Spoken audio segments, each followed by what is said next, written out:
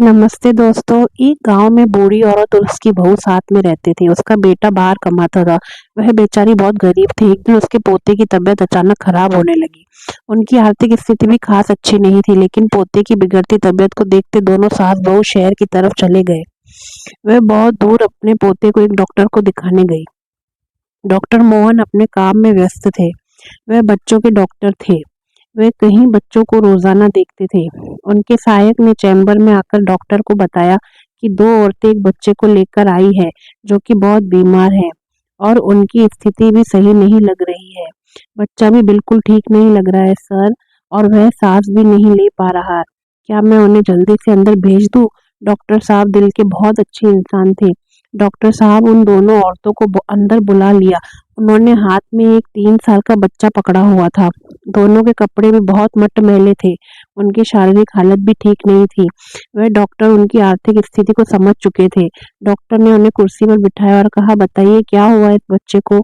उसकी दादी ने कहा, डॉक्टर 3 दिन से बहुत बुखार है और बहुत जुकाम भी है। ये ठीक तरह से सांस भी नहीं ले पा रहा। ये बहुत तकलीफ में है। डॉक्टर साहब कृपया इसका इलाज कीजिए। डॉक्टर ने उसके ऊपर से ढके मैले कपड़े को हटाकर देखा तो बच्चा बहुत ही कमजोर लग रहा था। बच्चे की हालत बहुत खराब थी। उसके हाथ पैर के नाखून भी सफेद पड़ चुके थे और वह सांस भी नहीं ले पा रहा था। डॉक्टर को लग रहा था कि उसे निमोनिया हो गया है। डॉक्टर ने कहा, देखिए माँ जी, उसकी हालत बहुत गंभीर है। आपको एक अच्छे अस्पताल में दिखाना पड़ेगा। हो सकता है श्वास की मशीन की जरूरत पड़े, जो कि मेरे पास अभी उपलब्ध नहीं है। तो कृपया आप इसे अस्पताल ले जाइए। माँ जी थोड़ा हिचकिचाई। उन्होंने कहा, मुझे लगा आप कुछ दवाइयाँ दे देंगे और हम घर चले जाएंगे। मैं खाली रुपए 200 लेकर आई थी, जिसमें से 50 तो भाड़े के ही लग गए। डॉक्टर उनको देखकर समझ गए थे कि उनकी समस्या क्या हो सकती है। डॉक्टर ने कहा, माँ जी आप चिंता मत करिए। जहाँ मैं आपको भेज रहा हूँ वह सरकारी दवाखाना है। वहाँ पर गरीब लोगों का अच्छे से इलाज किया जाता है। आप ज़्यादा मत सोचिए और ये लीजिए 1000 रुपए और जल्दी से जल्दी दवा खाने जाइए। माँ जी ने डॉक्टर से पैसे लेने से मना कर दिया।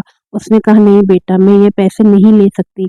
मुझे तो आपको पैसे देने चाहिए। डॉक्टर ने कहा, अरे आप इतना मत सोचिए। कृपया करके ये पैसे लीजिए और तुरंत बच्चे का इलाज कराइए। डॉक्टर को माँ जी का ऐसा व्यवहार देखकर काफी अचरज भी हुआ, क्योंकि उन्होंने ऐसे लोग भी देखे हैं कि वह किसी भी बहाने से पैसे छीन कर भाग जाते हैं। और वह तो गरीब गांव की गरीब माँ जी थी, जिन्हें पैसों की सख्त जरूरत थी और वे पैसे लेने से मना कर रही थी। डॉक्टर ने कहा, देखिए माँ जी, समझने की कोशिश कीजिए। बच्चे की हालत बहुत खराब है। कब आप पैसों का इंतजाम करेंगे? काफी देर हो जाएगी। तब तक हो सकता है आपको कुछ बाहर से दवा और इंजेक्शन की जरूरत पड़े। अब ज्यादा मत सोचो और आप जाइए अस्पताल। दोनों औरतें पैसा नहीं लेना चाहती थी, लेकिन उनकी मजबूरी थी और बच्चे की हालत भी बिगड़ रही थी।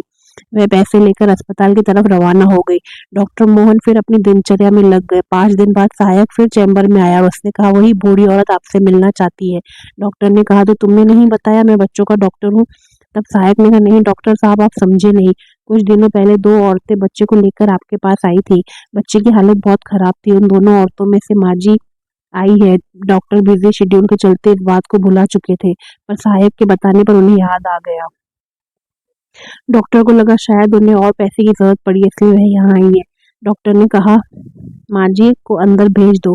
डॉक्टर ने बच्चे की हालचाल पूछा। माँ जी ने 1000 का नोट अपने हाथ में पकड़ा हुआ था।